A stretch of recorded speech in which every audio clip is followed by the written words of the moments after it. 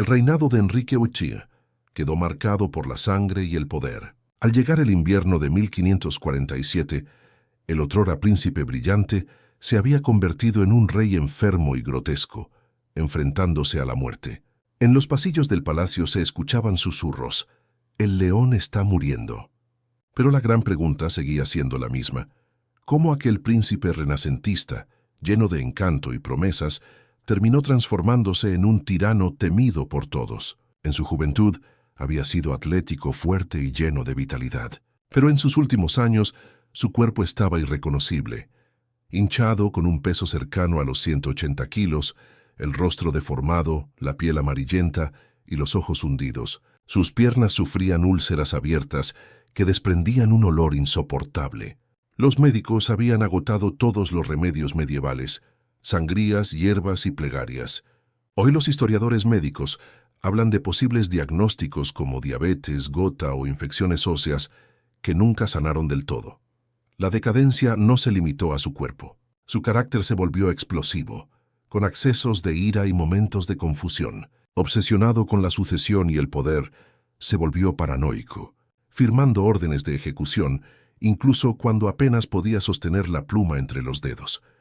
El futuro del reino dependía de un niño, Eduardo, el hijo de Juana Seymour, con solo 9 años. La salud del rey se mantenía en secreto para evitar disturbios, mientras las facciones luchaban en la sombra. De un lado estaba el duque de Norfolk, defensor de la fe católica. Del otro, Eduardo Seymour, tío del heredero y ferviente protestante. El ambiente en la corte era de pura tensión. En la cámara del rey reinaba el silencio y el misterio. Las cortinas oscuras intentaban ocultar la decadencia. El incienso trataba de disimular el hedor de la enfermedad. Enrique gritaba de dolor. Sus heridas empeoraban y los médicos recurrían a curas tan horribles como inútiles: cebollas hervidas, polvo de cráneos humanos, incluso colocar palomas vivas sobre las llagas. El opio calmaba sus dolores, pero también nublaba más su mente. El rey comenzó a ser perseguido por fantasmas de su pasado. Tenía visiones de sus esposas ejecutadas, de rivales políticos y de figuras como Tomás Moro o Ana Bolena, que parecían observarlo desde la oscuridad de su lecho. Un día buscaba consuelo en ritos católicos. Al siguiente se inclinaba hacia los credos protestantes. Su espíritu estaba tan atormentado como su cuerpo. Mientras tanto, en la corte la intriga alcanzaba niveles insoportables. Cada facción intentaba asegurarse un lugar de poder. El propio Enrique llegó a condenar a muerte al duque de Norfolk, pero la sentencia nunca se cumplió, pues el monarca falleció antes. El 27 de enero de 1547 sufrió un ataque violento, una parálisis parcial que probablemente fue un derrame cerebral. Los médicos intentaron tratarlo con hierros candentes y brebajes amargos, pero nada funcionó. En sus últimas horas, el arzobispo Cranmer controló con rigor quién podía verlo. La reina Catalina Parr, su última esposa, fue mantenida a distancia. Enrique, aterrorizado por el juicio divino, apenas podía hablar. En un último gesto, apretó la mano de Cranmer como señal de fe. Poco antes del amanecer del 28 de enero de 1547, Enrique VIII murió. La versión oficial habló de decadencia natural, pero hoy sabemos que probablemente se trató de un fallo cardíaco, septicemia o complicaciones de la diabetes. Su muerte se mantuvo en secreto durante 3 días, tiempo en que Eduardo Seymour consolidó su poder y proclamó al pequeño Eduardo como rey, mientras él se convertía en protector del reino. El cadáver de Enrique se descompuso con rapidez. El ataúd comenzó a abrirse por los gases y de él salieron fluidos que, según los rumores, fueron lamidos por perros. Sin embargo, el funeral fue grandioso. El cortejo mostró al pueblo una imagen idealizada del rey, ocultando la crudeza de su final.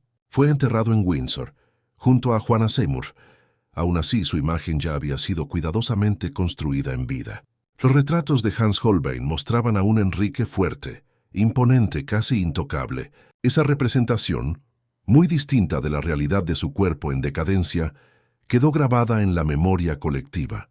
Incluso después de muerto, el rey controlaba el futuro a través de su testamento, que establecía la línea de sucesión: primero Eduardo, luego María y finalmente Isabel.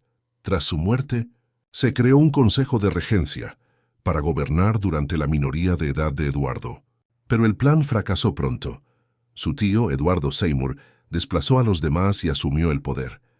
La inmensa autoridad que Enrique había defendido toda su vida desapareció en cuestión de días.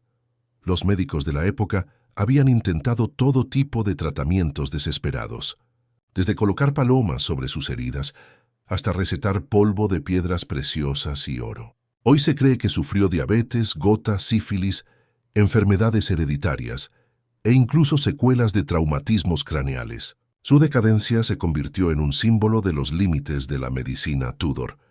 En sus aposentos, entre sus pertenencias más íntimas, se encontraron un retrato de Juana Seymour, un mechón de cabello de su madre y un pequeño libro de oraciones de un niño, que quizá perteneció a Isabel. Estos objetos revelaban un lado humano oculto bajo la máscara del tirano.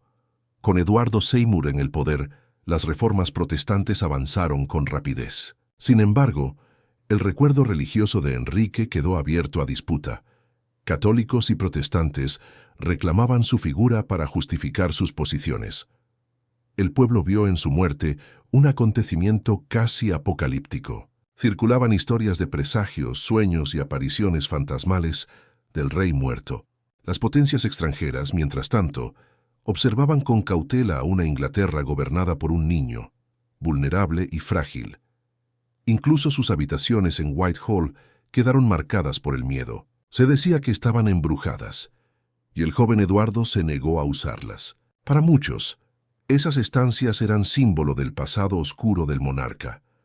Los registros médicos de su enfermedad se conservaron para demostrar que los doctores habían hecho todo lo posible. En política, el vacío de poder obligó a crear nuevos sistemas de gobierno y burocracia para sostener el reino durante la minoría de edad del rey niño. Mientras tanto, la tumba inacabada de Enrique, pensada como monumento eterno, quedó como emblema de su vanidad y de sus fracasos.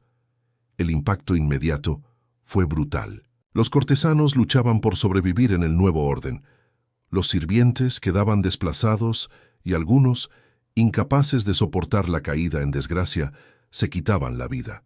La monarquía absoluta dio paso a un gobierno basado en consejos, al menos de manera temporal.